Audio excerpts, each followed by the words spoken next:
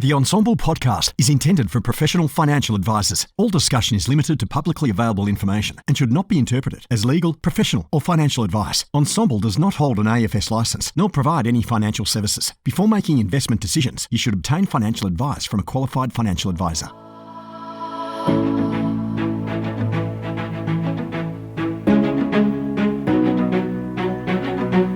Hey guys, it's Ben Nash here. I'm one of the co-founders at Ensemble and founder of financial advice company Pivot Wealth, which is my business baby I started from scratch a little bit over 7 years ago.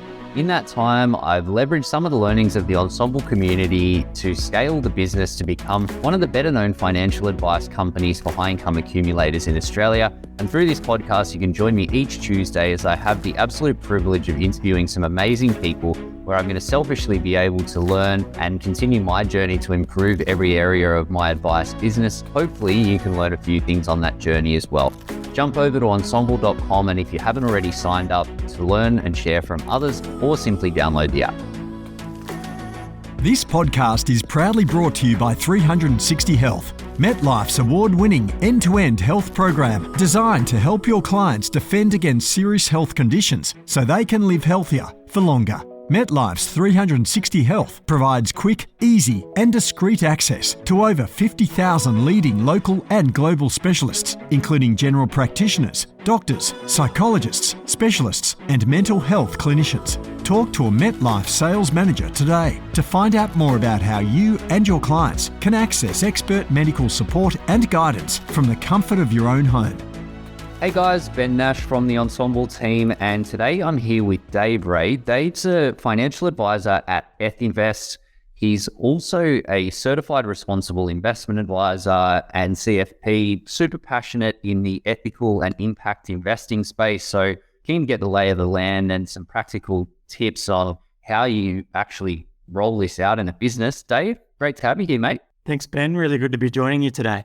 And I thought a good place to start is just your journey and how you've ended up where you are and doing what you're doing today. Yeah, good place to start. I suppose, if I go right back to my original interest in the whole world of investment and finance, it came through school and being interested in economics, good at maths. I had a grandfather who pretty early on shared his, lifelong passion with investing. So, the value in investing in shares was sort of instilled in my teenage years, I guess, through my grandfather. And I sort of fell into economics post school, where I wasn't really sure what I wanted to do. Accounting sort of seemed like a good way to get a good understanding of the finances of business, and happened to land myself in a cadetship at one of the big four accounting firms. I wouldn't say accounting and audit in particular was something that ended up as a passion, but it gave me a really good grounding, I think, in terms of understanding the background of what's going on in a business, both from a financial sense, but also, I guess, when you really get into it, thinking about the planning for the future. Although where I found myself in audit was, and the reason that I didn't last a really long time there was, I always felt like it was backwards looking. You come into a company and they've already done the accounts for the previous financial year, and you're just looking to make sure that they're correct and they haven't been hiding anything, and everything's ticked off and accounted for. So I felt like I wanted to do something that was going to be a little more present, I guess, in terms of, the role. So I moved into funds management for a period of time, starting in an accounting role, and then into an investment team. But I sort of landed in a more of a quant-based role and spent my days looking at spreadsheets, and not to sort of deride too much the people who are passionate about that kind of thing, but I found that spending my days using VLOOKUPs and those kind of things wasn't really for me either. So while I was there, I started studying a grad dip in financial planning, because I thought that as I learned a little bit about it and got to meet some a couple of mentors in the industry who really sort of explained what financial planning was. This is back in the early sort of 2000s. It sounded like something that resonated with me a lot more in terms of what I was looking for, in that it was, you're looking ahead and you're planning with clients, and you're also dealing with people, and you're looking at problems or issues they might have, or goals they might have, and you're really sort of working with them to come up with something together. And so that was back sort of 2003 was really the start of the financial planning journey then. And so you've been an advisor for almost 20 years now. What have been some of the biggest changes in what you do as an advisor over that time? Yeah, look, there's been plenty. I guess it's probably a common reaction to say it's been a constant state of change, really, in financial advice in that time. And if I think back to when I started, the statement of advice was coming in, but it was pretty simple. It was a pretty simple document, and certainly the compliance requirements around what you had to document in your files and records of conversations with clients were a lot less than they were today. So, I think it goes without saying, we've all seen the compliance requirements that have come in and over time, and I think I've got no doubt that's been for the better. We've seen the benefit of what's happened as a profession by increasing the requirements. I think we can probably accept that they've gone a little bit too far in some respects, but they definitely had to move a long way from there. I think I've seen as well an evolution in the investing piece too. So, very much when I became an advisor, active investing was a big piece of what was going on. And I think for most advisors, active investing was the approach that they took throughout, I guess, the GFC and the years following that. There's been the growth of active investment and then ETFs, and then more recently, I guess, big growth and level of interest in the ethical investing piece, and it's that part's grown, I think, from advisors who specialize in ethical investing to really over the last probably 5 years or so, a lot more advisors are starting to bring it into their existing business without necessarily it being the core focus of what they're doing, but starting to have those conversations with clients. And that evolution that for me is probably that piece has been happening for the last 7 or 8 years. I'm now saying that as a profession, more and more advisors having those conversations with their clients too. Yeah, absolutely. And you probably know the stats better than I do, but there's a huge amount of interest and volume going into the ethical space. How did that journey start for you? Because I know that now you work with Ethinvest and doing a lot of work in the ethical investing and impact investing space. Keen to unpack that in a bit more detail. But how did you get into that? And how did that progression sort of work for you?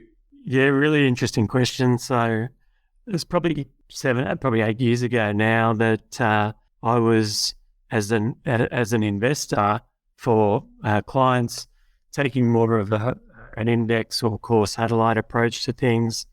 And there were sort of 3 things that happened around the same period of time that sort of piqued my interest and changed the way that I discussed it with clients. So I had a couple of clients around the same time actually fill out their fact find question that, I admit in retrospect that I wasn't really good at exploring with clients. We had one simple question that just said, do you have any environmental, social, governance issues around the way you invest your money, anything you'd rather not invest in? And I didn't really explore that properly with clients. I, at various times, had probably perpetuated the myth of if you want to invest that way, it'll probably cost you from an investment returns point of view. But a couple of clients at the same time had actually just more of their own accord than through good questioning, I must admit, came back and said, I'd rather avoid investing in a few particular areas. So that was one thing.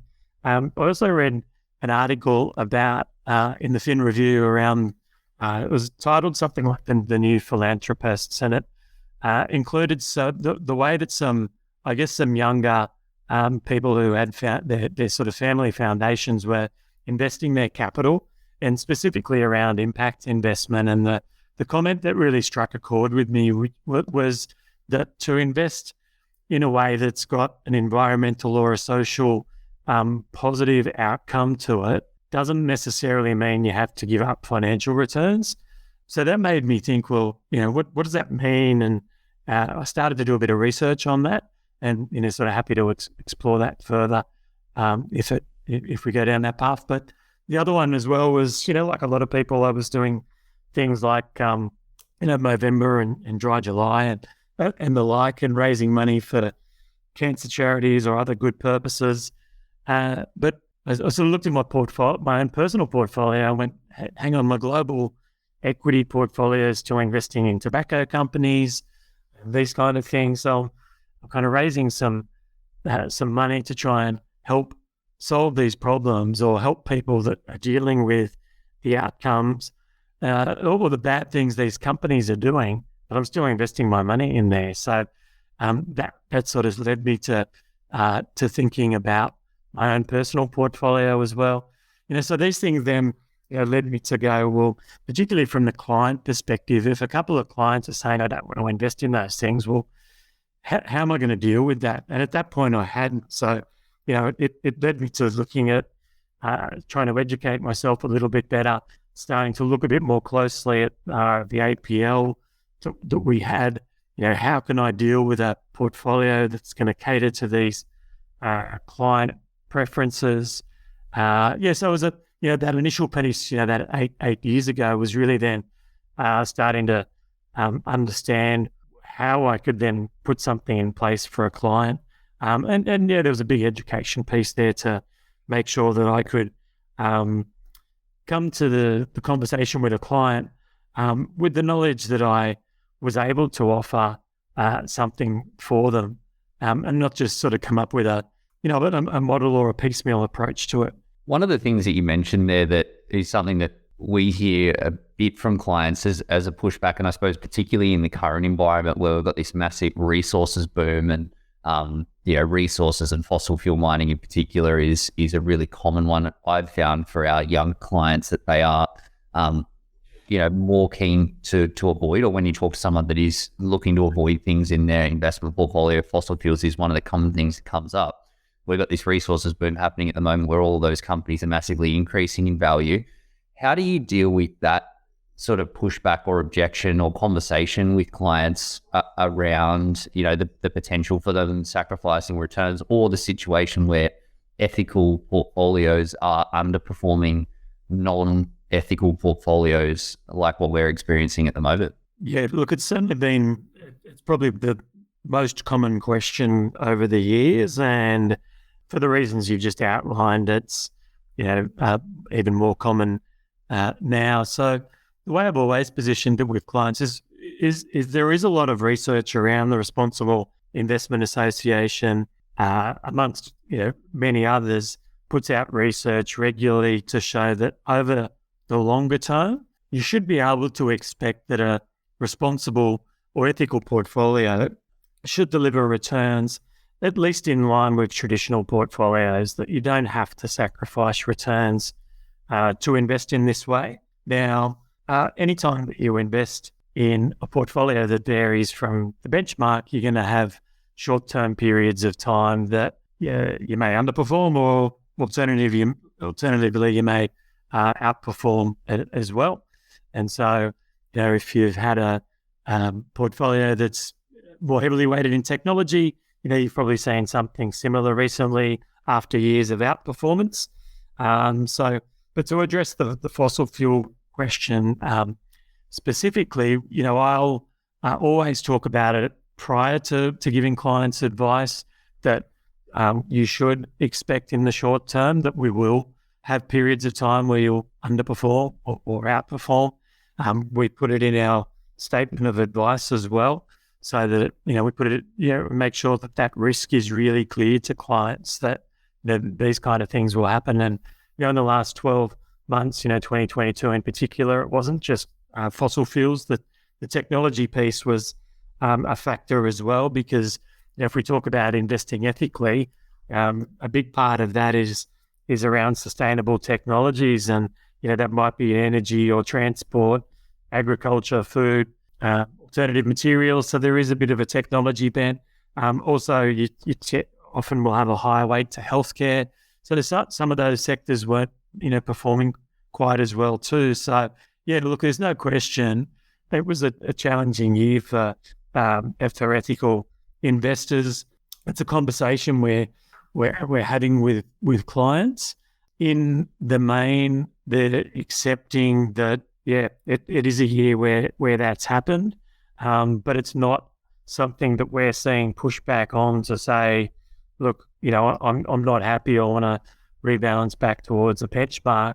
Because I think the flip side of it too is that what we're seeing is a lot of investment starting to go towards the alternatives to fossil fuels. So since the change in government in Australia, since the Inflation Reduction Act in the US, and a lot of big investors around the world are accelerating their investment in alternatives to fossil fuels. So, we're seeing that while there might be a short-term underperformance, that, we should start to see a bit of tailwind in terms of the investment into the sectors that they should benefit from, over this coming decade. We've even got Twiggy Forrest jumping on the bandwagon, and that's something I wasn't expecting to see. So I suppose it does highlight that it is the change is it works. Yeah, with some colourful language recently too. Dave, can you unpack for us the difference between ethical investing and impact investing?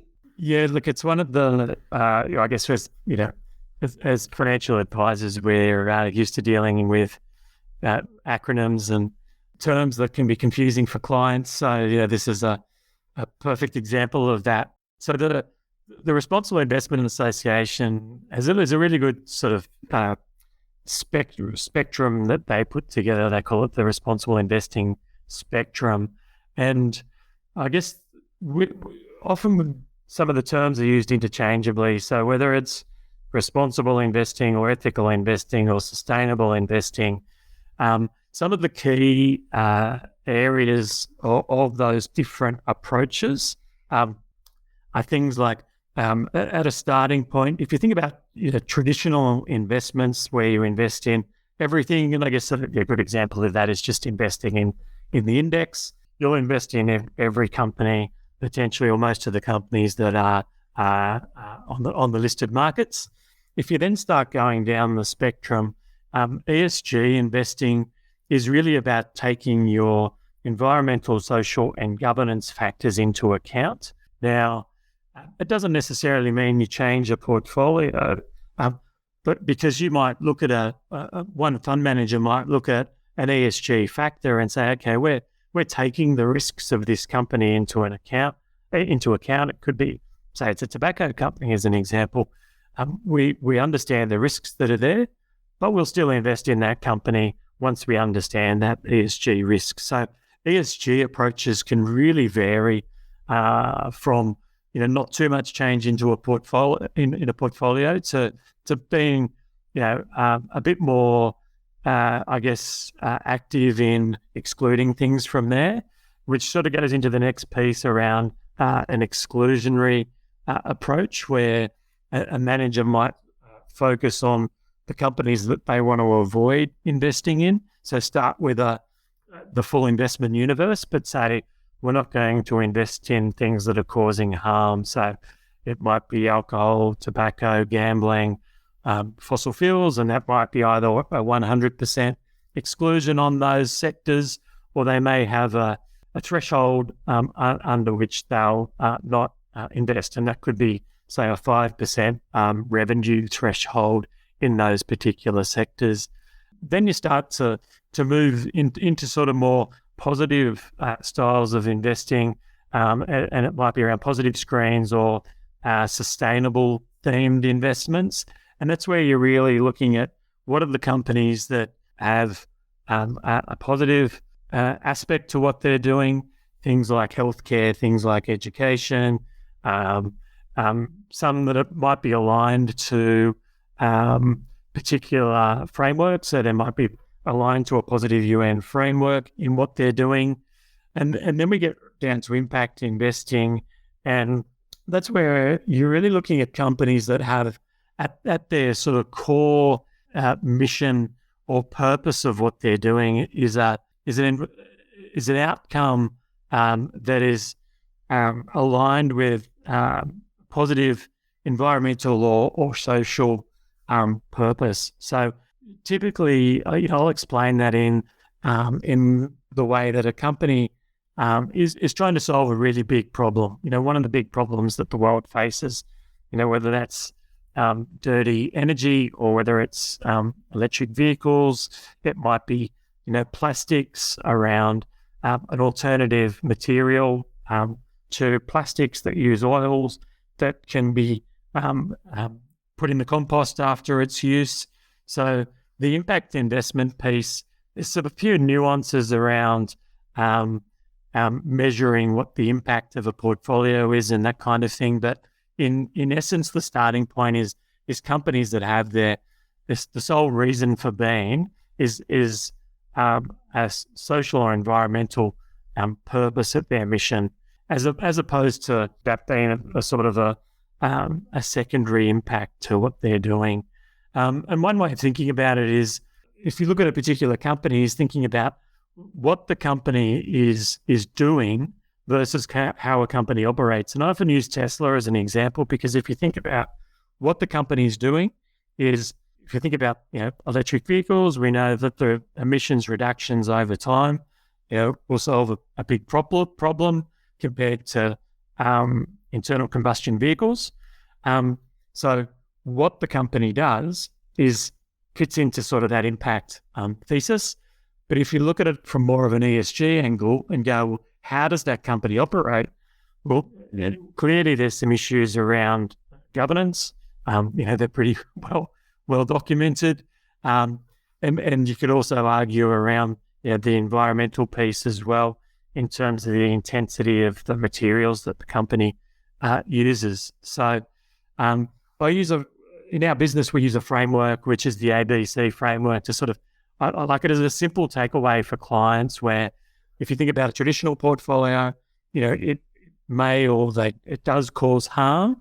And then the ABC framework is A stands for avoid harm, B stands for, benefit stakeholders or benefits society, and C stands for contribute to solutions. So we align our investments, whether they're direct or ETFs or managed funds, within that framework to make it really easy for clients to align, what they want to be investing in and what their values are with what their portfolio looks like. And we often find that once we do that, clients will look at it and go, I can see that, this percentage of my portfolio is in avoiding harm, but now I really want to be sort of working towards these solution-based companies. So I can see that I don't have as much in there as I'd like. How can we start to shift a bit more down to that end? And practically, how do you work that into conversations with clients? Because I know that that's something that we found as a challenge with that. And I know that the power of a good question is there. What does it look like along the client journey, and how do you get there practically? Yeah, so I'll introduce it at every first client meeting. And one of the things that I found is I guess moved from the period of time where I wasn't doing that to starting to talk about it.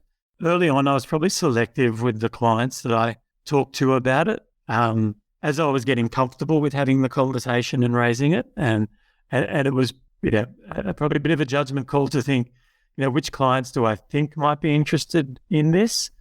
Whereas now I will talk to every client about it, because one of the things that I started to find was that as I became more comfortable with the conversation and raising it, some of the clients that I might have thought weren't going to be as interested sometimes we're the ones who it was really of interest to. So the sort of things that I do in that first meeting is talk about topical issues.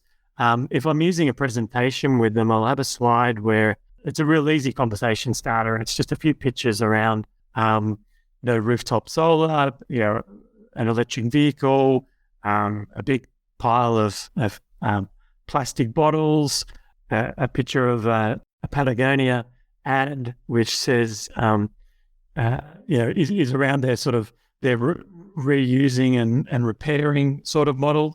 It says, "Don't buy me," which is interesting for a fashion company to say that.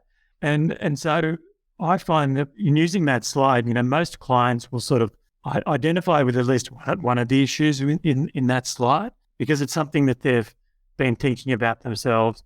They've got rooftop solar, and it might be, well, why did you do that? Was it just because it was the cost calculation that you did versus your energy bills, or looking at the electric vehicle, or they're thinking about buying an EV, they're thinking about buying a hybrid. And why were you doing that? What was the interest? So that sort of uncovers whether there's a values sort of component to it, as opposed to just a sort of a pure cost benefit analysis on a consumer purchase. And there's things that are happening around us on a regular basis. There's I'm based in Canberra, but not that I think we're generally pretty sort of separate to what's going on politically, even though we're in Canberra. But there's things that are happening in terms of policy are a bit more prominent now around things like carbon offsets, or we've got in the ACT government is going through a periodic phase out of single-use plastics. So these are the sorts of topics that come up with clients. The one that prompted the biggest change, I think, in a number of clients at one time in recent years was post the bushfires. So I'd had a number of clients that I was talking to about fossil fuel investing who said, "No, look, I don't want to invest in gambling companies. Human rights issues are important, some of those things, but fossil fuels, I'm sort of still on the sideline, or sort of on the line on that." When the bushfires happened at the end of sort of 2019, sent out a communication to clients around that, and like a lot of the country, we had weeks and weeks of seriously impacted health issues in Canberra, where we're just blanketed with smoke. A lot of people in Canberra have places down the south coast, and areas that were really badly affected by the fires too. When I sent the communication out, I had 4 clients who came back immediately and said, "Look, I know you've talked about fossil fuel investing before, said, we didn't want to avoid that, but look, now we want to look at that again and have another conversation around that." And they since, divested from fossil fuels. So I think sometimes it's important from the point of view of getting that personal connection, and most clients have it. Some will say, "Look, there's nothing, I don't really care. I just want to get the best return." And that's fine. I'm not in a position to say, this is what you should be doing as a client. It's just uncovering their preferences. And I should add to that as well that, even in our business that, is named Ethinvest, and, it's a very core part of what we do. We don't, the clients that I work with aren't saying, "Look, I'm prepared to give up returns." So it's really an important conversation now around that with them to make sure that we're still getting good returns for them. It's not about sacrificing that. There can be some where you're in if you're dealing with a charitable organisation or other high net worths, but in the majority of cases, the vast majority, it's still financial returns alongside the ethical investing as well. Totally, and there's more and more research coming out, as which you touched on, saying or showing that it doesn't actually have a measurable impact over the longer term, and it's just cyclical. And I think that's where some anti-ethical investors can point to but I think that's true of any sort of class of investments or investment sector as well. Dave, what's coming up for you in this space moving forward from here? Yeah, look, I think one of the interesting things I've seen with both clients and advisors that I talk to is that sort of spectrum that I touched on, where a lot of the starting point is excluding things and just getting out of the most harmful sectors, and then sort of moving down a bit of an evolution, I guess, as clients as I educate them over the years and they get to understand this better. They might be a bit more engaged in politics, or they start to read a bit more about ethical investing.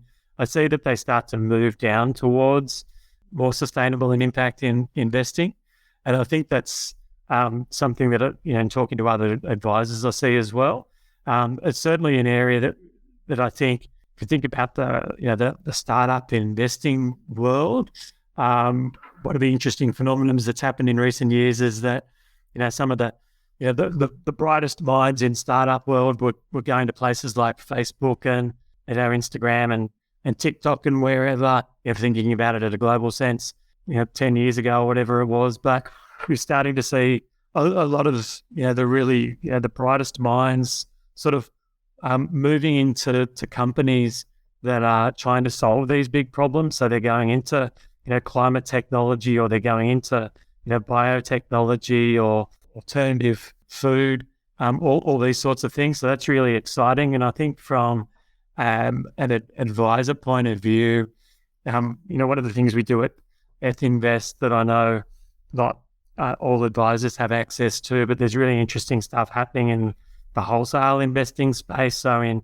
venture capital, in private equity, in green property and green infrastructure, around unlisted markets around all of these areas, particularly around in the climate space.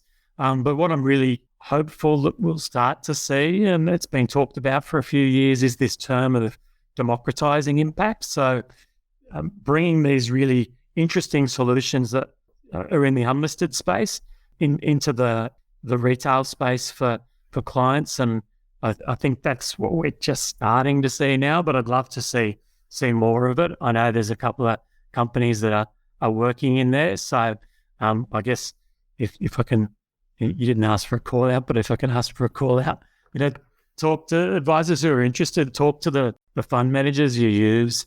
And if this is something of interest, and there's such fascinating companies that are working in this space that whether it's something like who gives a crap toilet paper, that are in startup world, they're in a venture capital fund, or it's a climate technology business that there's interesting ones that a solar business in Wollongong that called SunDrive, that has got some venture capital backing, that has got the most efficient solar panel in the world.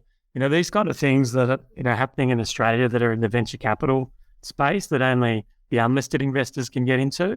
But I'd love to see those opportunities, come up in either a listed investment company or however they become available for retail investors to use. Because I think that's what we'll start to see is our clients are already doing that, but I think more broadly, advisors are going to be looking for these kind of opportunities down the track. So, I'm really excited with, I guess, more capital coming into ethical investing, but then pushing more towards the solutions end of the spectrum.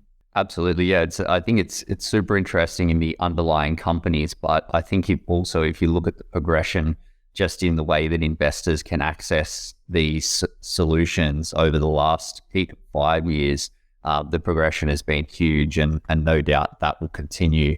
As it becomes more and more front of mind for our clients and for the general investing public as well. So, definitely a space that we can't ignore and one to watch moving forward. But Dave, thank you so much for sharing your insights, mate. Really, really appreciate it. And yeah, great to see the goals that you guys are kicking. It was really good to join you on here. Love the work that you're doing with the podcast, and hearing from other advisors, and thanks for the opportunity to share my story, Ben. Oh, mate, stop it. You're making me blush. Cheers, Dave. And thank you, team. We'll catch you on the next one.